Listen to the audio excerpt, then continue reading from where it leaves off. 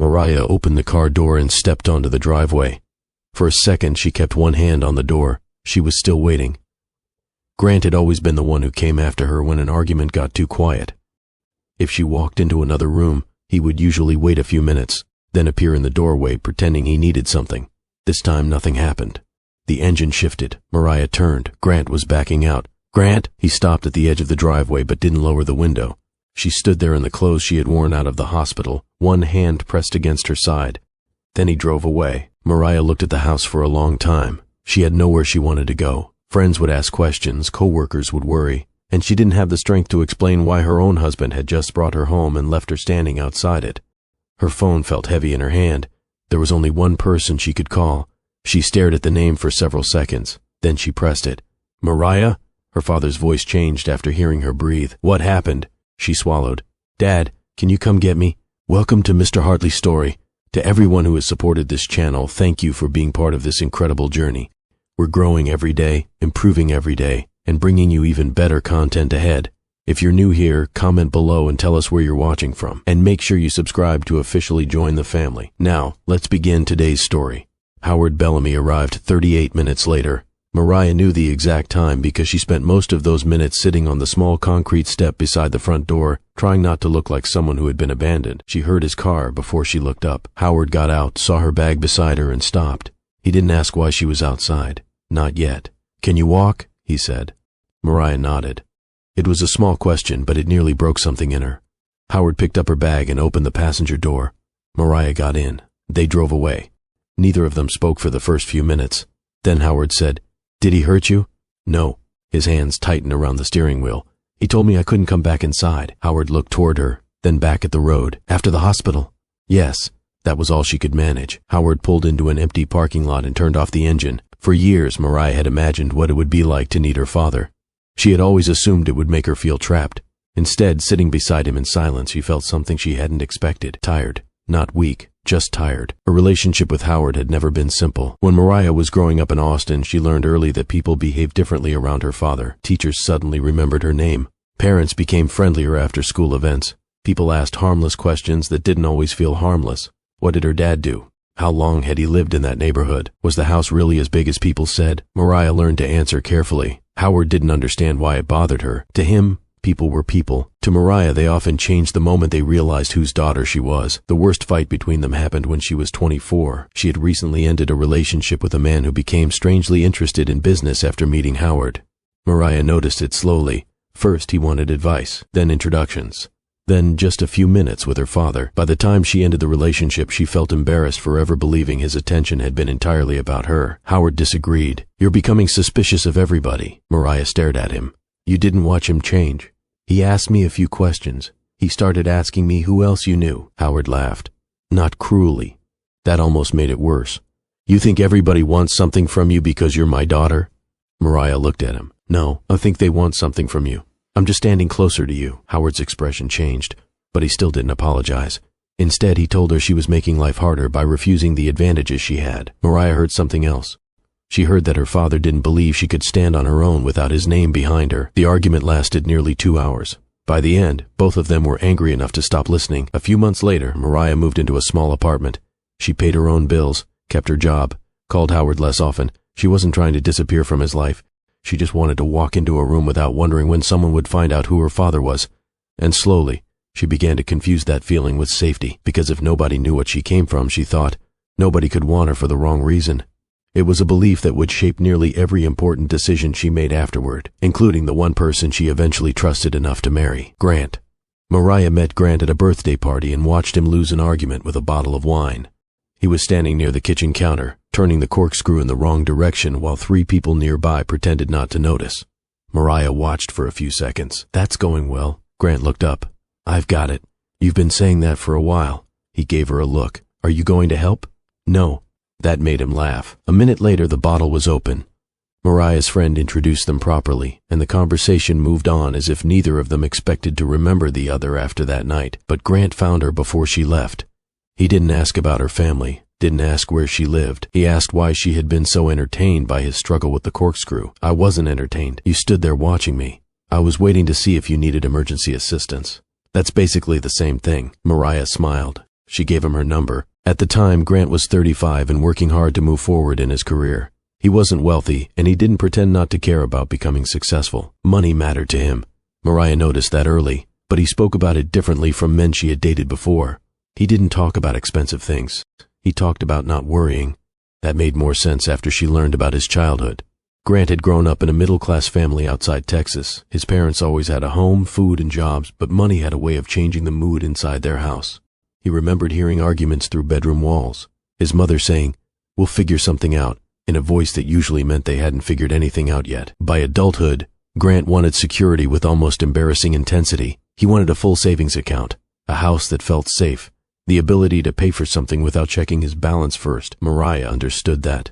What she liked most was that he didn't seem to need her to admire him for it. Their first dates were ordinary. Dinner after work, coffee on weekends, long walks when Austin wasn't trying to cook everybody alive. One evening they spent nearly an hour arguing about a restaurant they both disliked. "The food was terrible," Mariah said. "The margaritas were good. You don't return to a restaurant for one drink." "You absolutely do." She shook her head. "You're defending a place you hate. I'm defending balance." Mariah laughed so hard she had to stop walking. It was stupid. That was the point. Nothing about Grant felt connected to Howard's world. When he talked about work, she listened because she cared about him, not because she needed to understand what his job could become. When he got a promotion, she congratulated him and asked where they were going to celebrate. She didn't ask what it meant for his status. Grant noticed. "You're really not impressed by any of this, are you?" Mariah looked at him. "Should I be? I mean, a little." She smiled. "Congratulations, Grant. That's not enough. I'm sorry. Congratulations, successful businessman. Much better." He laughed, but she could tell the question underneath it had been real. Grant liked that she didn't seem to need anything from him. Mariah liked that he didn't seem to want anything connected to her father. For almost a year, she said nothing about Howard. Then one night after dinner, she finally told Grant, "My father has money." Grant looked up from his drink. "Okay." Mariah waited. "That was it? What else am I supposed to say?" "I don't know." He leaned back. "Do you have secret yachts?" Despite herself, she laughed. "No." "Then I think we're fine." Mariah studied him. Grant's smile faded slightly. "There's more, isn't there?" She looked down. "He's successful." "How successful?" Mariah hesitated too long. Grant noticed, but he didn't push. That should have reassured her. Instead, it made her nervous. She told him she wasn't ready to introduce them. Grant was quiet for a moment. "Why?"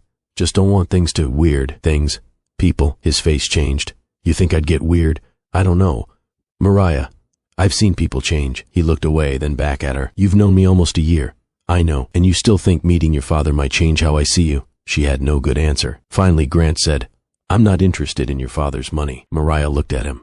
"I don't need anything from him." At the time, she believed him completely. Grant believed himself too. Neither of them understood what that promise would eventually have to survive. Mariah and Grant married a little over a year later. Howard wanted a larger wedding. Mariah refused. He wanted more guests. She said no. He wanted to invite people she barely knew. She asked him whether he was attending his daughter's wedding or hosting a business event. Grant spent most of that disagreement standing carefully in the middle. By then, he knew Howard Bellamy was important. He still didn't understand exactly how important. Mariah kept that distance on purpose. The wedding was small enough that everyone there knew why they had come. For a while, that felt like a victory. Their marriage wasn't perfect, but it was real. They bought a house in Austin that was comfortable without being impressive. They argued over paint. Grant wanted to replace things that still worked. Mariah called that wasteful. Grant called it preventative maintenance. Works. It works badly. It still works. He would look at her for a few seconds and say, "You are exhausting." She would smile. "And yet you married me." Sometimes he apologized first after an argument. Sometimes Mariah would insist she wasn't upset until he stopped asking. Then she'd get angry that he stopped asking. Grant learned to bring her tea when she was stressed, even though she complained that he never made it correctly. She drank it anyway. When she got sick one winter, he brought her soup and checked on her every few hours. Once, she mentioned needing something from across town and forgot about it. Grant showed up that evening with it. "You actually went all the way there? You mentioned it. I didn't tell you to go." He shrugged. "You needed it." These were small things. They became important later. Because Mariah couldn't honestly tell herself Grant had always been selfish. He hadn't. He had loved her in ways that were easy to recognize. He had also supported her during the difficult conversations she still had with Howard. Mariah's relationship with her father never fully broke, but it changed after she moved out. They called occasionally. They saw each other. Howard asked whether she needed anything. Mariah usually said no before he finished the question. Grant would sometimes squeeze her hand after those conversations. "He worries about you," he said once. "He worries about controlling things. That's not always the same thing." Mariah looked at him. Grant smiled. "I'm just saying." She appreciated that he didn't automatically take her side. At least, she thought she did. Over time, Grant became the person Mariah trusted most with the parts of herself she didn't show other people. And that trust slowly became something more dangerous. She began measuring the present against the man she remembered marrying. When Grant was distracted, she assumed he was tired. When he was short with her, she assumed work was difficult. When something felt wrong, she reached backward for evidence that he would never truly hurt her. The problem was that Grant's career had started changing. For years, he had moved upward steadily. Then the promotions stopped coming. He tried to laugh about it at first. Apparently, loyalty is no longer a career strategy. Mariah looked up from the couch. "You want to quit?" "No. You sounded like you wanted to. I want to stop watching people who started after me move ahead." She understood. Or thought she did. A few months later, Grant began talking about investments, small opportunities, business partnerships, people he knew who had gotten in early on something promising. Mariah didn't understand every detail, but Grant spoke with confidence. She trusted him. Then one Tuesday, a letter came in the mail. Mariah reached for it. Grant moved faster. He took it from her hand. She stared at him. "What was that?" "Nothing. You almost ran across the room." "I did not." "Grant." He glanced at the envelope, then folded it once and slipped it into his pocket. "It's related to an investment." "What investment?" "Just something I'm working on." Mariah waited. Grant didn't offer anything else. A few weeks later, she asked again. His reaction was different. "Do you think I don't know what I'm doing?" "Asked what you're doing." "Exactly." The conversation ended there. Mariah went quiet. Grant walked outside. Neither of them came back to it. That was how they had started changing. Mariah avoided difficult conversations until they became unavoidable. Grant heard questions as accusations whenever he was ashamed. Those habits fit together badly. And one evening, when Grant's phone rang for the third time and he carried it into the garage before answering, Mariah stood alone in the kitchen. For the first time, she didn't think he was simply stressed. She wondered what her husband was so afraid of letting her see. Grant's first investment failed quietly. That was part of what made it easy to hide. There was no dramatic phone call, no police at the door, no single afternoon when he had to sit Mariah down and tell her everything was gone. He opened an account one morning and saw the number. Then he closed the screen. When Mariah came home that evening, he was making dinner. She kissed his cheek. "How was your day?" "Fine." He said it so naturally that neither of them noticed it had become a habit. Grant told himself he would fix the loss before Mariah ever needed to know about it. He borrowed money. Then he made another investment, smaller this time. Safer, according to the person who recommended it. That one didn't recover what he had lost. So he took another chance. By then he wasn't trying to get ahead anymore. He was trying to get back. The first thing Mariah noticed was his sleep. Grant had always been restless sometimes, especially when work was busy. But now she would wake in the middle of the night and find his side of the bed empty. One morning she found him sitting at the kitchen table before sunrise, staring at his phone. "You okay?" He turned the screen over. "Yeah." Mariah stood there for a second. "You've been up long?" "Couldn't sleep." She waited. Grant reached for his coffee. That was enough to tell her the conversation was over. Then the calls started. He took them in the garage, outside, in the car. Once Mariah walked into the bedroom and watched him lower his voice so quickly that the person on the other end probably noticed. She stopped in the doorway. Grant turned away from her. Mariah backed out. She didn't ask. Not because she wasn't curious, because Grant had started reacting badly to questions. A utility bill came in one afternoon, and Mariah mentioned how much higher it was than usual. Grant barely looked up. "Then use less electricity." Mariah stared at him.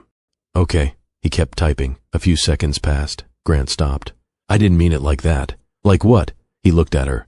Mariah folded the bill and set it down. Never mind. The problem with their marriage was no longer that they fought too much. They had started leaving things unfinished. Grant was getting better at hiding what scared him.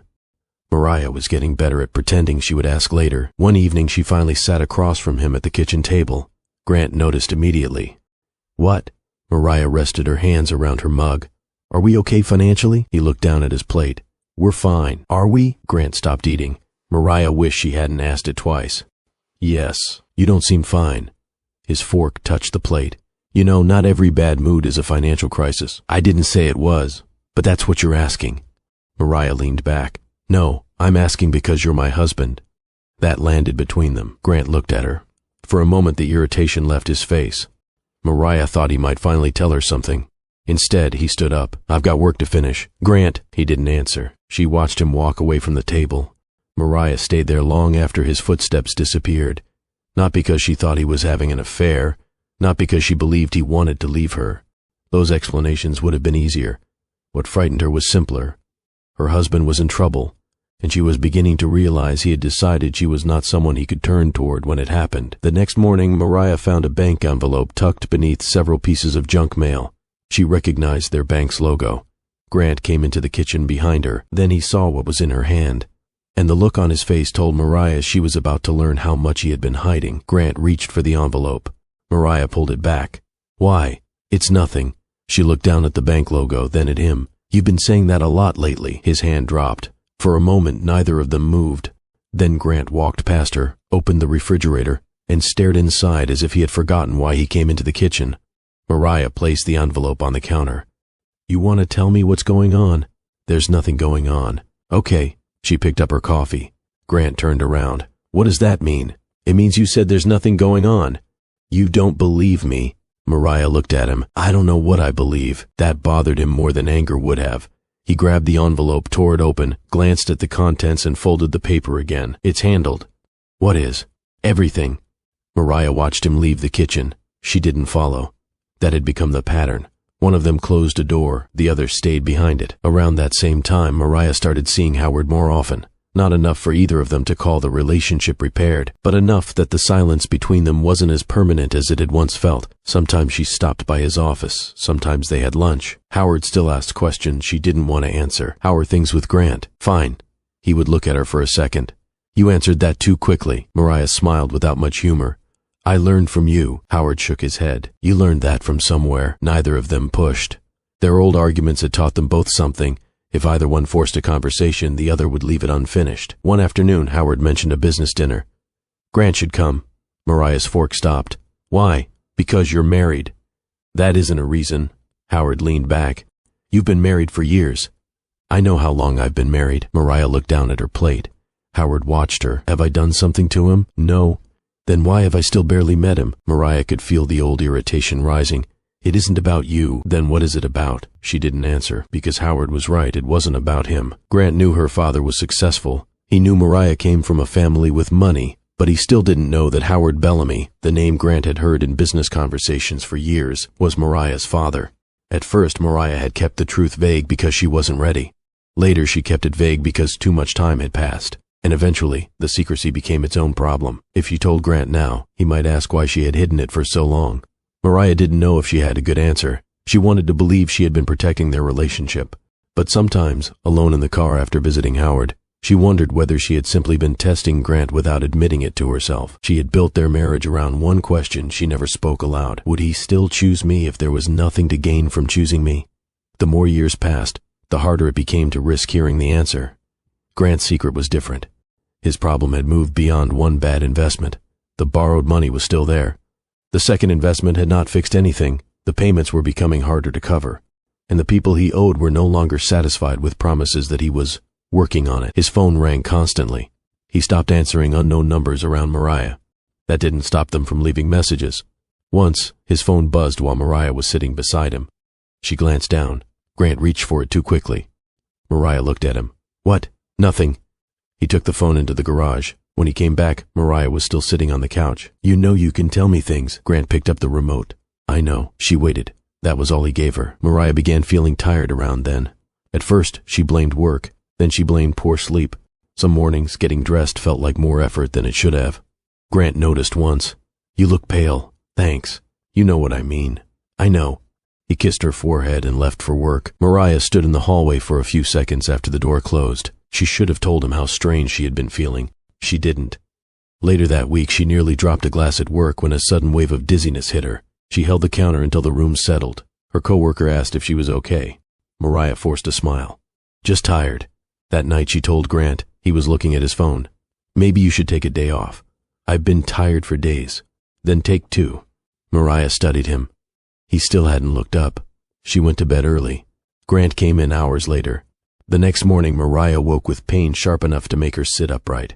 She pressed a hand against her side. Grant was already gone. For several seconds she told herself it would pass. Then the pain came again, And this time Mariah knew she couldn't wait for a better moment. Mariah tried to stand. The pain stopped her halfway. She reached for her phone and called Grant. He answered on the fourth ring. "Mariah, I need you to come home." His voice changed immediately. "What happened?" "I don't know, something's wrong." The line went quiet for half a second. "Are you hurt?" "I don't know." "Okay, sit down, I'm coming." Grant was home in less than 20 minutes. The moment he saw her, he stopped. Mariah was sitting on the floor beside the bed, one hand against her side. "Why are you on the floor?" "Tried to stand." He crouched beside her. "Don't move. I wasn't planning on it." Normally that would have made him smile. This time he pulled out his phone. By the time help arrived, Grant was asking questions faster than anyone could answer them. At the hospital, he stayed close. He spoke to the doctors, called Mariah's workplace, charged her phone when the battery died. When medication left her drifting in and out of sleep, she woke once and found him sitting beside the bed with both hands around a paper cup of coffee. "You should go home," she whispered. Grant looked at her. No, it was one word. Mariah closed her eyes. For the first time in months, she felt safe with him again. The hospital stay lasted longer than either of them expected. The first few days blurred together. Then Grant began arriving later. At first, Mariah told herself he had work. He would come in, kiss her forehead, ask the doctor a few questions, then glance at his phone. One afternoon, his phone buzzed 3 times during a conversation. Mariah finally said, "You can go if you need to." Grant looked up. "What? You keep checking your phone?" "I'm handling things." "What things?" He hesitated. "Everything." Mariah watched him. She was too tired to argue. The next day he came after visiting hours had already started. The day after that he left before she finished eating dinner. Then one afternoon he didn't come at all. Mariah stared at the door until a nurse came in. "Do you need anything?" Mariah looked at her phone. No. A message from Grant was sitting on the screen. "I'm sorry. Something came up." Mariah typed slowly. "Is everything okay?" His reply came almost immediately. "Fine. You need to focus on getting better." Mariah read it twice. Then she placed her phone, face down. While Mariah was recovering, Grant's problems stopped waiting for him. A payment was due. A creditor had lost patience. The calls were no longer vague reminders. They wanted dates, money, proof. Grant sat alone in his car one evening with his phone against his forehead. Months earlier, he had borrowed against assets connected to their home. At the time, he had convinced himself it was temporary. Now temporary had run out. Mariah didn't know, and Grant had reached the point where telling her felt impossible. Every day in the hospital, she got a little stronger. He should have been grateful. Instead, he became afraid. She would come home. She would see the mail. Ask about the accounts, notice what was missing. She would ask him the questions he had spent months avoiding. Grant began imagining that conversation so often that it followed him everywhere. One evening, Mariah called. "Are you coming?" Grant stood in his kitchen. The house was quiet. "I'll try." There was a pause. "What does that mean?" "It means I have things going on." "So do I, Grant." He closed his eyes. He knew she was right. But he still said, "Can we not do this?" Mariah went silent. Then she said, "Okay." The call ended. Grant stared at his phone. For a few seconds he looked as if he might call back. He didn't. On the morning Mariah was discharged, Grant drove to the hospital early. He sat in the parking garage for almost 10 minutes before going inside. When he finally entered her room, Mariah looked relieved to see him. Hey, you remembered." Grant gave a weak smile. She was dressed and sitting beside her packed hospital bag. "Ready?" Mariah nodded. "More than ready." Grant picked up her bag. His hands felt unsteady. Mariah noticed. "You okay?" "Yeah." She studied him. Grant looked away first, and as they walked toward the elevator, Mariah reached for his hand. Grant took it. But he was already thinking about what he would say when they got home. The passenger door was already unlocked. Mariah reached for the handle. Grant said, "Wait." Her hand stopped. She looked at him. "What?" He was staring through the windshield. They had been sitting in the driveway for almost a minute. Mariah was still wearing the clothes she'd left the hospital in. Her discharge papers were folded inside her bag in the back seat. Everything she needed for the first few days at home had been packed into one small suitcase. Grant still hadn't asked if she needed help getting inside. "Grant?" He rubbed both hands over his face. "I don't think you should come inside." For a second, Mariah just looked at him. Then she gave a small, confused laugh. "What?" His hands dropped to the steering wheel. "I can't do this right now." "Do what?" He didn't answer. Mariah turned in her seat and looked at the house. Their house. The front porch needed sweeping. One of the cushions on the outdoor chair was crooked. Nothing looked different. She turned back to him. "I'm tired. I just want to go upstairs and take a shower." Grant swallowed. "I know. So why are we sitting here?" His jaw tightened. "Mariah." Something in his voice made her stop. She studied him more carefully. He looked terrible, not angry, not cold exactly, scared. That should have made her ask if something had happened. Instead, she said, "What aren't you telling me?" "I'm not—" "Don't." Grant went quiet. Mariah shifted slowly, trying to ignore the pain in her side. "Is this about money?" He looked at her. That was enough. Her stomach dropped. "What happened?" "It's complicated." "Then explain it." "I can't." "You can't?" Grant looked away. Mariah stared at him. "You picked me up from the hospital and brought me here." "I know." "Then why can't I come inside?" His fingers tightened around the wheel. "Because I need space." She blinked. "Space. Just for a little while." "A little while from what?" "From all of this." Mariah looked down at herself, at the hospital wristband she still hadn't removed. Then back at him. "I'm part of all of this?" "I didn't say that. You didn't have to." Grant's breathing changed. She could hear it now, shorter, uneven breaths. "Your hospital stay has been—" "Go ahead." He stopped. Mariah waited. "It's been a lot." "A lot for who?" "Mariah, please don't do this." She stared at him. "Don't do what?" "Turn this into—" "Into what, Grant?" He finally looked at her. She had seen that expression before. Not the same situation, but the same look. The look he got when he knew something was wrong and wanted everyone else to stop talking long enough for him to figure out how to fix it. Except this time she was the person he wanted silence from. Mariah leaned back. "My medical bills? That's part of it." Her face changed, Grant noticed. "I didn't mean—" "Part of what?" "I have things happening too." "What things?" "Work, money, everything." She stared at him. "And because I got sick I can't come home?" "I didn't say that." "Then say what you mean." Grant looked down. For several seconds neither of them spoke. Then Mariah said, "Are you angry with me because I got sick?" His head snapped up. "What?" "No.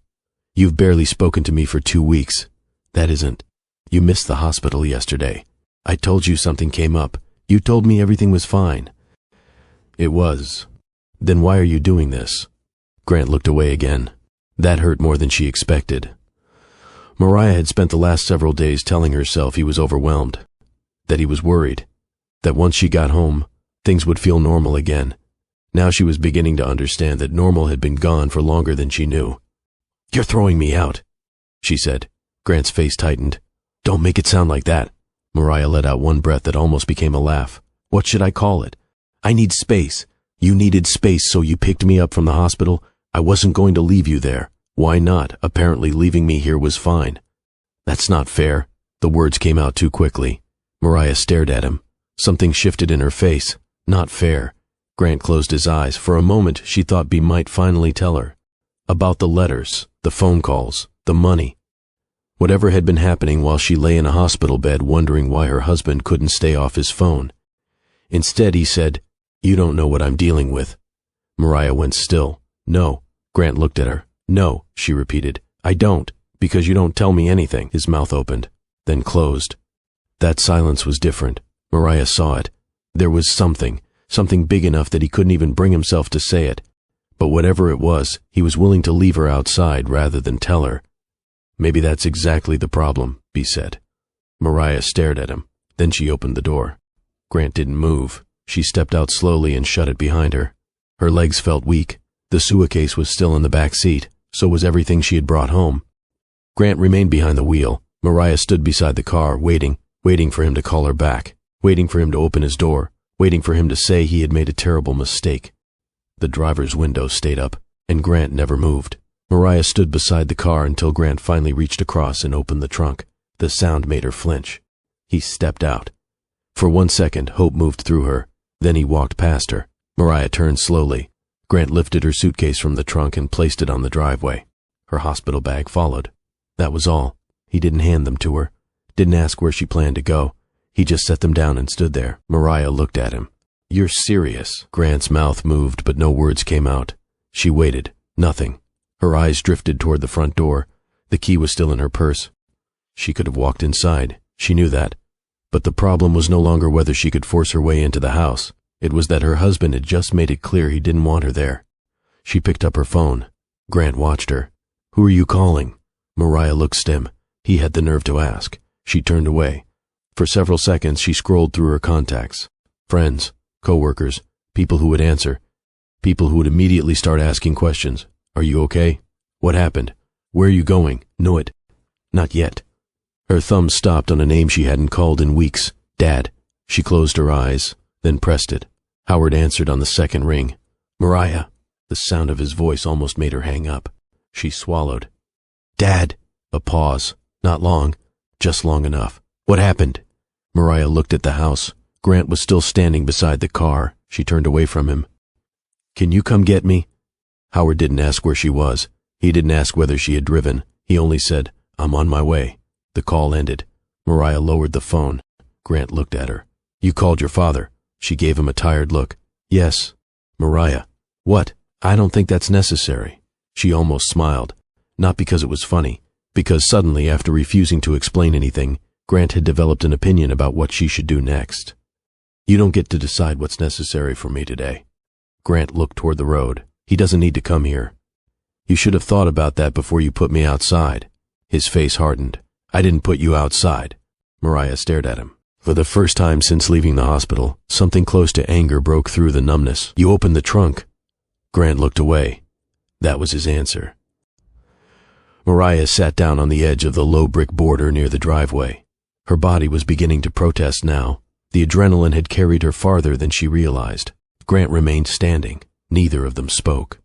About 35 minutes later, a dark sedan pulled up. Mariah knew the car. Her father got out almost before the engine had stopped. Howard Bellamy was not a man who moved quickly without reason. That day, he crossed the driveway fast enough that Mariah stood before he reached her. His eyes went immediately to her face. Then the hospital bag. Then the suitcase. Then Grant. Where's your car? Howard asked. Mariah's voice came out quietly. I came home with Grant. Howard looked at Grant again. Grant straightened. Mr. Bellamy. Howard barely acknowledged him. What happened? Mariah shook her head. Not here. Howard looked at her. Really looked. The anger in his face changed. His shoulders lowered. He picked up her hospital bag. Get in the car. Grant took one step forward. Mariah, wait. She stopped. For half a second she thought he might finally say it. Don't go. Instead he looked at Howard, then back at her. I think we should talk before... Mariah's face tightened. You had a long time to talk. Grant had nothing. She got into her father's car. Howard placed the suitcase in the trunk, got behind the wheel, and pulled away. Mariah did not look back. Tires. For several minutes the only sound inside the car was the turn signal and the soft hum of the... Howard kept both hands on the wheel. Finally he said, Did he hurt you? Mariah turned toward him. No. Are you sure? Yes. Howard nodded once. The question that came next was quieter. Then why were you standing outside with a suitcase? Mariah looked through the window. She watched familiar streets pass by. She tried to answer normally. She couldn't. He told me I couldn't come home. Howard's hands tightened on the steering wheel. Mariah saw the next intersection coming. Howard slowed too late. The car stopped halfway past the line. Nobody honked. Nobody seemed to notice. But Howard did. He pulled into the nearest parking lot and turned off the engine. For a moment he stared straight ahead. Mariah expected anger, a phone call, a threat, some version of the man other people knew. Instead he looked tired. After the hospital? Mariah nodded. Howard swallowed. Tell me exactly what happened. And for the first time in months, Mariah didn't say she was fine. Mariah didn't tell Howard everything in the parking lot. Not all at once. She told him about the hospital first. Then Grant missing a visit, the way he kept checking his phone when he did show up, the silence during the drive home. Howard listened without interrupting. Then she mentioned the letters. What letters? I don't know, I saw one a while ago. Grant grabbed it before I could. And you let it go? Mariah looked at him. I thought he would tell me. Howard nodded slowly. That answer seemed to bother him more than he said. They went to a quiet place Howard kept for visiting family members. It wasn't one of his grand homes, or anything Mariah associated with his business life, just a comfortable place where she could recover without people coming and going. Howard carried her bag inside. Mariah followed. I can walk, she said. I know. That was all he said. For the first time in years, she didn't argue. The next few days were strange. Howard made sure she had what she needed. He checked on her without hovering. When her doctor called, Howard asked if Mariah wanted him in the room before he entered. It was a small thing. Mariah noticed. One afternoon she found him sitting at the kitchen table with his phone in one hand. What are you doing? Howard looked up. Nothing. Mariah crossed her arms. That's not how you say nothing. His mouth tightened. I'm making sure you're protected. From what? He set the phone down. Mariah. She waited. He looked at her for a long moment, then said, "What do you want me to do about Grant?" "Nothing." Howard leaned back. "Nothing. That's what I said. Your husband picked you up from a hospital, brought you home, and left you outside." Mariah looked away. Howard continued, quieter now. "You don't have to pretend that isn't what happened." "I know what happened. Do you?" Her eyes came back to him. That old tension entered the room. Mariah knew it immediately. "I don't need you taking over. I didn't say I was going to." "You were about to." Howard gave a short laugh without humor. "You think I haven't wanted to? Of course you have. I'm your father. And that means you get to decide what happens next?" "No, but you want to." Howard became quiet. Mariah looked down. The argument felt familiar, but something had changed. Howard had changed. Or maybe she was finally able to see him differently. "You spent years trying to prove you didn't need me," he said. Mariah looked up. "And now you're finally here, and you're still trying to prove it." Her face tightened. "I called you. I know. So obviously I accepted help. After you had nowhere else you wanted to go." Mariah said nothing. Howard rubbed his hand across his mouth. "I made a mistake with you." She stared at him. He rarely said that. "Years ago," he continued, "I thought you were rejecting me. I didn't understand you were trying to figure out who you were without my name attached to you." 10. Mariah's eyes dropped. Howard looked at the table. Made that harder. She wanted to argue. She didn't. Howard had already returned to the old argument in his own way. But this time he wasn't laughing. "I don't want to make the same mistake now," he said. Mariah looked at him carefully. "So what does that mean?" "It means I help you because you need help. And Grant, if you want me to stay out of it, I stay out." "You mean that?" "No." Mariah almost laughed. It surprised her. Howard's expression softened. "But I'll do it." For a few seconds neither spoke. Then Mariah nodded. Okay. You make sure I can recover. That's it." Howard looked at her. "Medical care, somewhere to stay, whatever I need. And no calls to Grant. No calls. No business calls. No lawyers. No mysterious problems suddenly appearing in his life." Howard raised an eyebrow. "You've thought about this?" "Dad," he sighed. "Fine." The agreement was simple. The peace it created wasn't. That night Mariah lay awake with her phone in her hand. Grant's name sat near the top of her messages. She opened the thread. There was nothing from him. Not yet. Her thumb moved across the screen. She typed, "Do you know who my father is?" She stared at the words, then deleted them, one by one. Grant had spent years believing her father was simply a successful man she preferred not to discuss.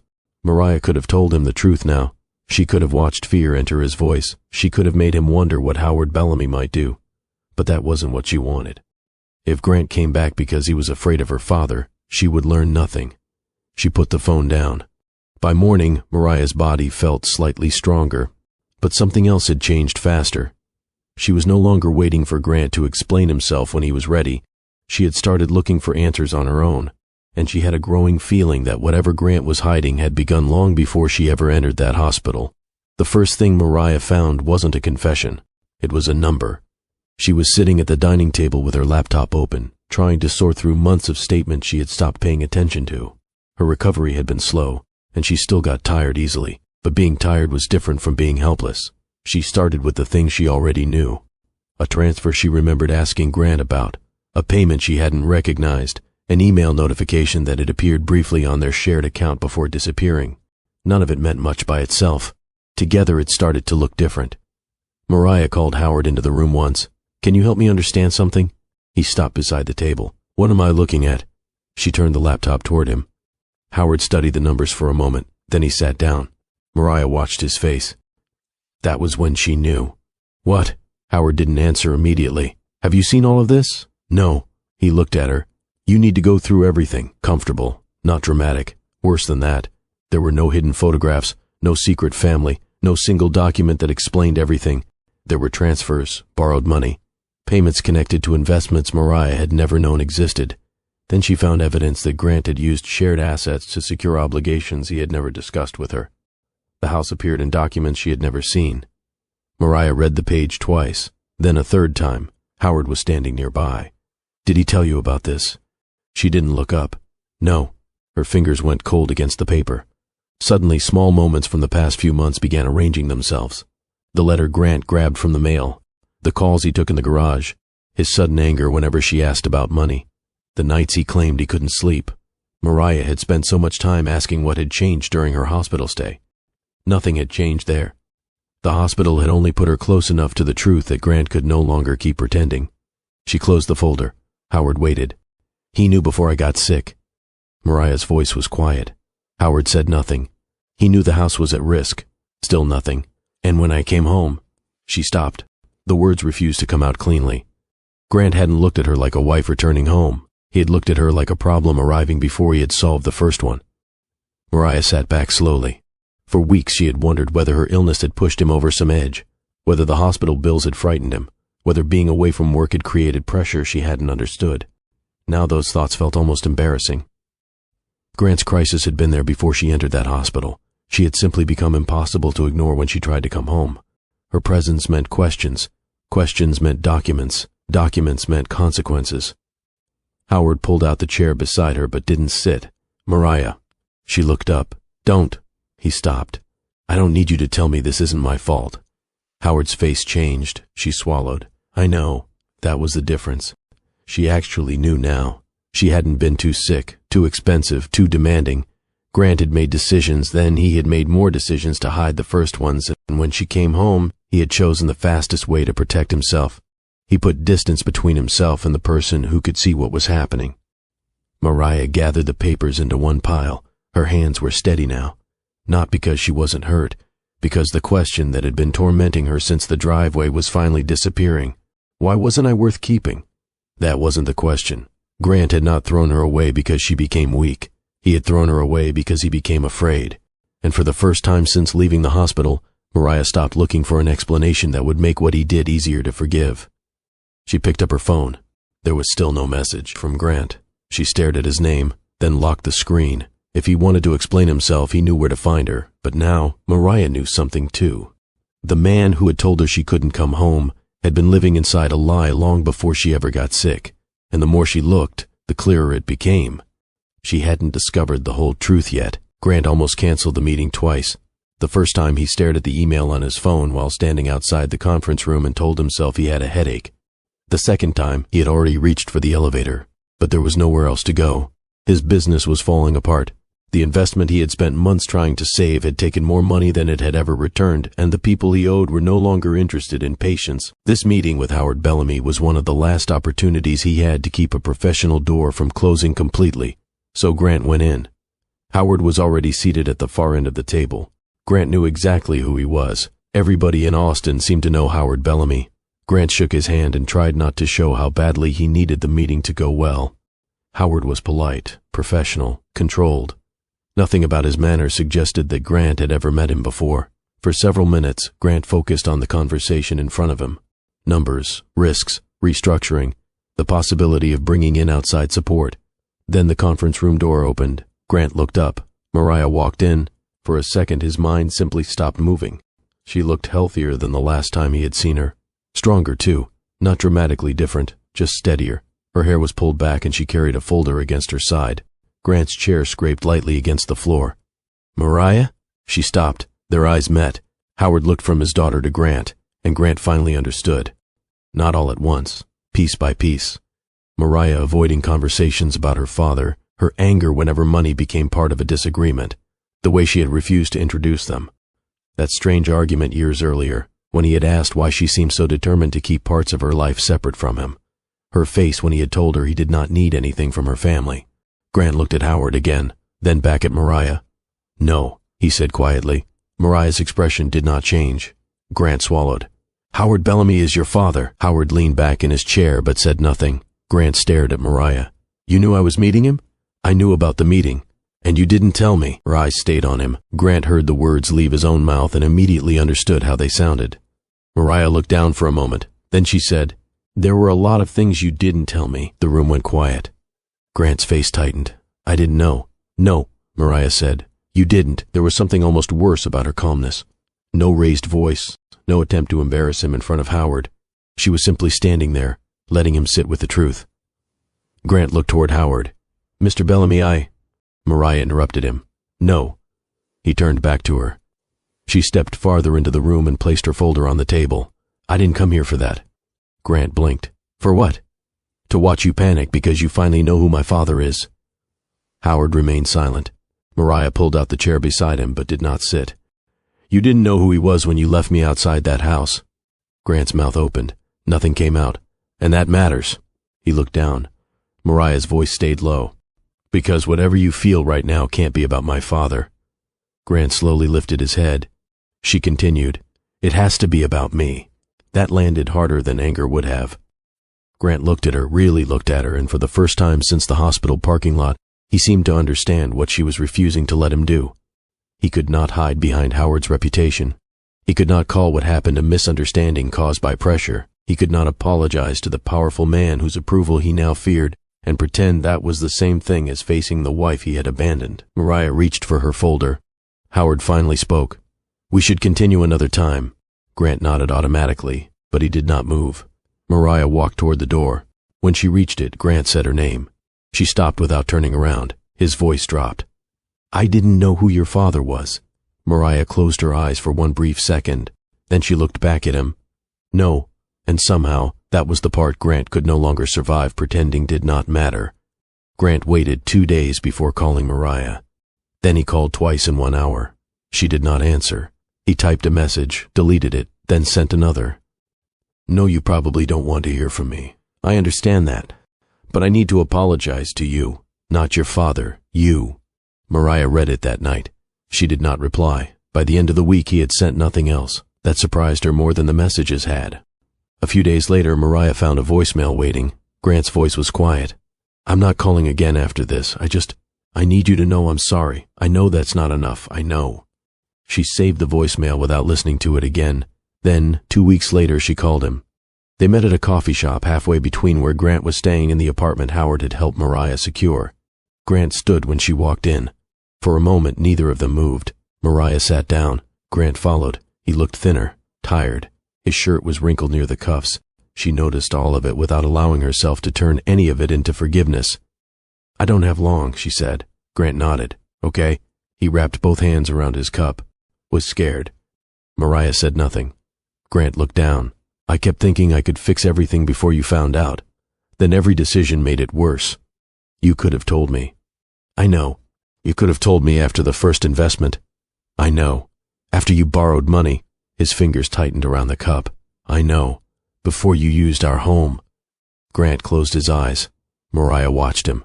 I trusted you, she said. I know. No, Grant, you keep saying that because it's easier than sitting with it. His eyes opened. She leaned back.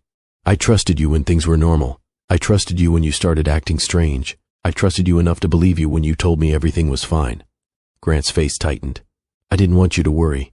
Mariah gave a short, tired laugh. You didn't want me to know. He looked away. That was the first honest answer she had received. Grant swallowed. I still love you. Mariah looked at him for a long moment. I believe you. His eyes lifted, and for one brief second, hope crossed his face. Mariah saw it. She hated that she still knew him well enough to recognize it. But loving me isn't the same as protecting me.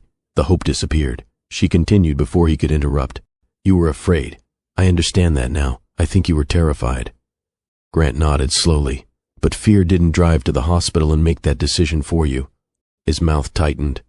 Fear didn't stop you from telling me the truth. He looked down. Fear didn't leave me standing outside my own house with a hospital bag. Grant pressed his lips together. Mariah lowered her voice. You chose what was easiest for you every single time it became difficult to be my husband. He had no answer. And she did not need one. The silence between them was not angry anymore.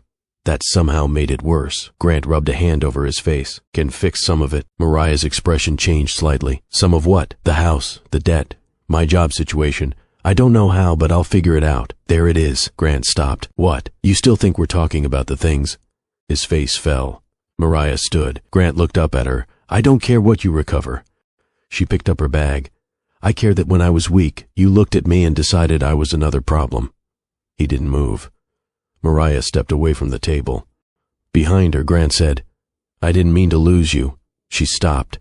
For a second, neither of them spoke. Then she turned back. I don't think you meant to lose me either. His eyes filled, and Mariah continued, I think you just thought I'd still be there when you were ready to come back. She walked away before he could answer. A month later, Grant's financial situation collapsed completely. The investment was gone. The job he had been trying to protect was gone too. And for the first time in years, Grant had almost nothing left that could make him feel successful. Mariah heard about it. She did not feel happy. She did not feel victorious. She simply understood something she had spent years trying to learn. She had built her entire adult life around proving that her father's name did not define her. Then she built a marriage around believing love would protect her from the kind of person who cared about names and money. She had been wrong about both. For the first time, Mariah stopped running from what she came from, and she stopped running back toward what she had lost. She began building a life that belonged to her. But before she could fully move forward, one final decision remained. What would she do when Grant finally asked her for the one thing he could no longer afford to lose? Mariah did not start understanding herself in one big moment. It happened in pieces. One afternoon, she was sitting across from Howard at his kitchen table while he argued with someone on the phone about a contract. When he hung up, he looked at her and asked, "You eaten enough?" Mariah almost laughed. For years, that was how they had been. Him handling things, her resisting him. Neither one saying what they actually meant. "I'm fine," she said. Howard looked at her for a second. Then, instead of asking again, he nodded. That small change stayed with her. He was learning. So was she. For a long time, Mariah had believed independence meant needing as little as possible from anyone. She had built entire parts of her life around proving that Howard's name could not open every door for her.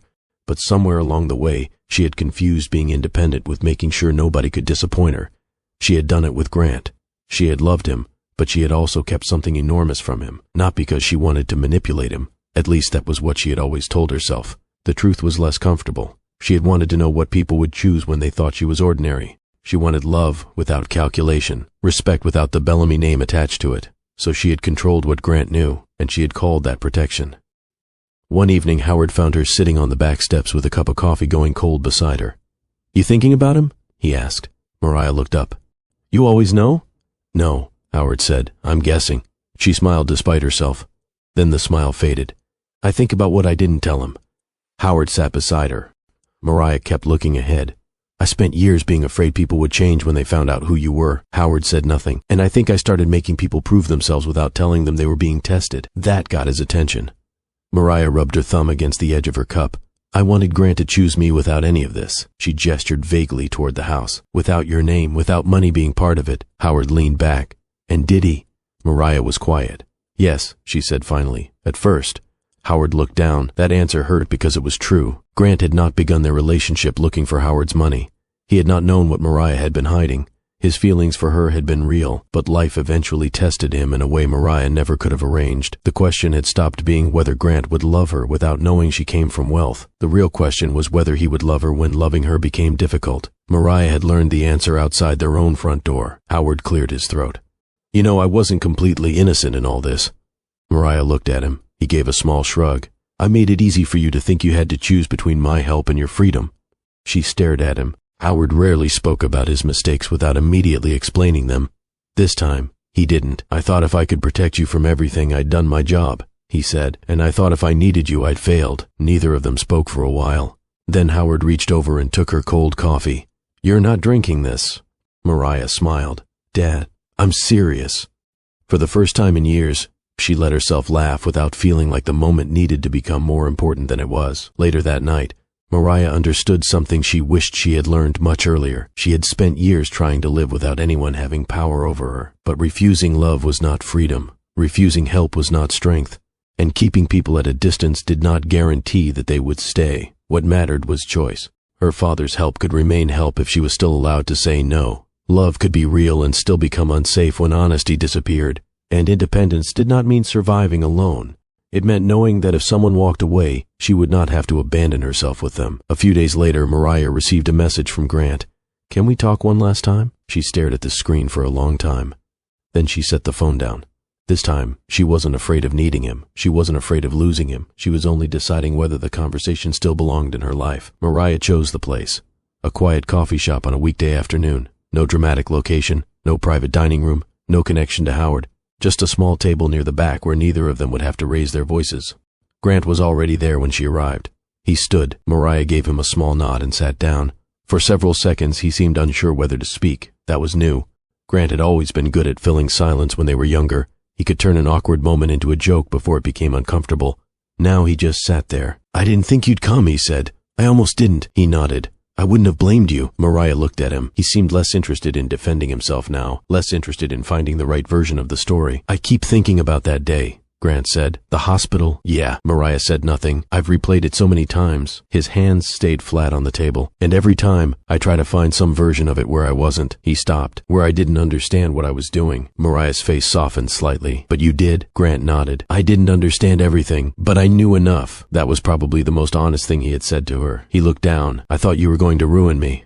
Mariah blinked. Grant swallowed. "Not you exactly. I mean, everything. The questions, the house, the money, you finding out." He looked up. "And after I met your father, I thought maybe he was going to destroy whatever was left." Mariah leaned back. "My father didn't ruin you. I know. He wasn't even in your life when you made those decisions." Grant's mouth tightened. "I know. You ruined yourself long before you knew who he was." He nodded slowly. There was no anger in her voice. That made it harder for him to escape into guilt. Grant took a breath. "Used to think if I had enough money, I'd never feel like I did when I was a kid." Mariah waited. "My parents used to fight about bills. Not screaming all the time. Sometimes it was worse than that. They'd whisper because they thought I couldn't hear." His eyes dropped. "I remember my dad sitting at the kitchen table with envelopes spread out in front of him. He looked small." Mariah watched him. "And I promised myself I'd never be that guy." "So you hid it when things went wrong?" "Yes." "And then you became afraid of the person sitting beside you." Grant nodded. Mariah looked down at her hands. "I didn't leave because I found out I had more power than you." "I know. No, I need you to hear it." Grant looked up. "I left because I finally understood that I didn't need your permission to survive." Something changed in his face. Not pain exactly. Recognition. Mariah continued. "For a long time I thought being independent meant never needing anybody. Then I thought being married meant trusting somebody to stay when I needed them." She shook her head slightly. "I was wrong about both." Grant looked at her. "Do you think I loved you?" Mariah didn't answer immediately. Then she said, "Yes." His eyes closed. "Bad love isn't the only thing that matters." Grant opened them again. Mariah's voice remained calm. "You loved me, and when loving me became inconvenient, you protected yourself first." He flinched. She let the silence sit. "I don't know how to fix that," he said. "You can't." Grant looked down. She wasn't cruel when she said it. She simply meant it. After a moment, he whispered, "Is this goodbye?" Mariah looked toward the window. For the first time since arriving, she seemed uncertain. Then she turned back to him. "I don't know what you'll become after this, Grant." He waited. "But I'm not going to stay close enough to find out." His face fell. Mariah stood. Grant didn't try to stop her. That was the difference now. At the door, she heard him say, "Mariah." She turned. He looked at her for a long moment. Then he nodded once. "I'm sorry." Mariah held his eyes. "I know." This time, she didn't say it because she believed him. She said it because there was nothing else left to ask from him. And when she walked out, she did not look back. Years later, Mariah could still remember the hospital bag. Not because it was expensive or special. It was a small gray bag with a broken zipper she had been meaning to replace. For a long time, that was the detail that stayed with her. She remembered Grant lifting it from the car and setting it beside the curb. She remembered standing there, still weak from the hospital, waiting for him to say her name, waiting for the moment when he would open his door, come around the car, and tell her he had made a mistake. He never did. At the time, Mariah thought that moment proved something terrible about her. She wondered if she had become too much work, too sick, too expensive, too difficult to love when life was already hard. It took her a long time to understand that none of those questions had been the right ones. Grant's decision had not measured her value. It had revealed his limits. That difference changed everything. Mariah eventually moved into a home she chose for herself. Not because Howard bought it for her. Not because she needed to prove she could afford it without him. She chose it, and when she needed help, she accepted help. When she didn't, she said no. That was the freedom she had spent years misunderstanding. Her relationship with Howard changed too. He remained Howard Bellamy to the rest of the world. People still returned his calls faster than other people's. Rooms still shifted slightly when he entered them, but with Mariah, he became more careful. Sometimes that meant asking before offering advice. Sometimes it meant sitting quietly while she figured something out on her own. And sometimes it meant showing up with takeout and pretending he had only ordered too much. Mariah usually knew better. She let him pretend anyway. Grant became part of her history. There were no secret reunions, no dramatic second chance. Their divorce happened quietly. There were papers, conversations with lawyers, a few practical decisions neither of them wanted to make. And then, eventually, there was nothing left tying their daily lives together. Mariah heard through mutual acquaintances that Grant had rebuilt parts of his career. She hoped he had learned something, but she no longer needed proof. That was another thing she had finally stopped doing, waiting to see whether someone had changed. One evening, Howard came by while Mariah was making dinner. He stood in the doorway of her kitchen, watching her stir something on the stove. "You know," he said. "You were difficult as a teenager." Mariah looked over her shoulder. "As a teenager?" Howard smiled. "I've been trying to be nice." She laughed. It was the kind of laugh that would have surprised the woman standing beside that hospital bag years earlier, not because Mariah had forgotten. She hadn't. But the memory no longer owned the meaning of her life. She could remember Grant sitting behind the wheel. She could remember saying, "Dad, can you come get me?" And she could remember how ashamed she had felt while making that call. Years later, that was the part that hurt her most. Not that she needed her father, that she had believed needing someone who loved her meant she had somehow failed. Grant never knew who Howard Bellamy really was when he told Mariah she could not come inside. Eventually he learned. And for a while Mariah thought that revelation was the ending of the story. It wasn't. Grant's greatest mistake was not failing to recognize the powerful businessman behind Mariah's last name. It was looking at the woman beside him and assuming she was powerless because she had never chosen to use the power available to her. But Mariah's own mistake had been just as important to understand. She had spent years trying to prove she could survive without everyone. Her father, his name, his money, Grant, the marriage she thought would last forever. She finally stopped.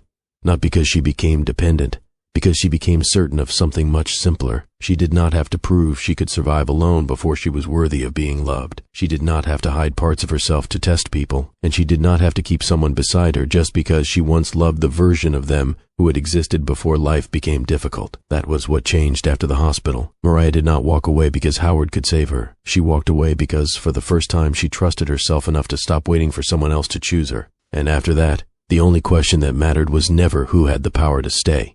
It was who she would allow to remain beside her,